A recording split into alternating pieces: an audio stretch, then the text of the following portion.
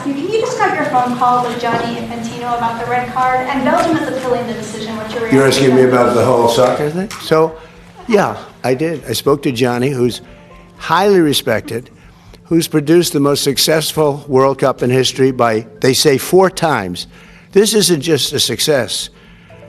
I actually said, Gianni, we've got all these games. Each one is turning out to be a Super Bowl. And we have all these games. You know, when you think of it, every game is like a Super Bowl. Yes, I watched last night. What a game that was with Mexico and England. I mean, 2 countries, I don't know the players, although I think Kane is a great player. See, I played golf with him, and I like him a lot. He's a good golfer. But he's really great. But I watched, and no reason for me to watch, and you couldn't take your eyes off the game. Because I said, Johnny, you know, you have all these games, because they added games, in a country where really it's not our main sport, to put it mildly. And this has been 4 times more successful. He told me last night, the numbers are 4 times greater. They think 50 or 60 million people are going to be watching the game tonight. I mean, you know, this is getting to be Super Bowl numbers. But you have a game tonight, and they think they're projecting a minimum of 50 million people watching a game.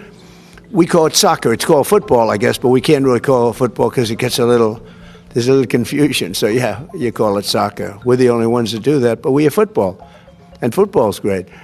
But I've never seen anything like it.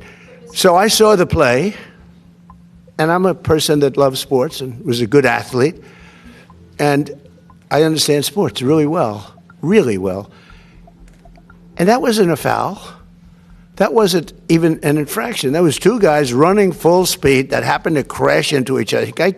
You can't take your foot and properly place it on somebody else's foot when you're going, no, these were 2 great athletes that got tangled up, and this referee, who is a little bit suspect, if you check his past, I don't want to say that because I don't like to create controversy, but very suspect.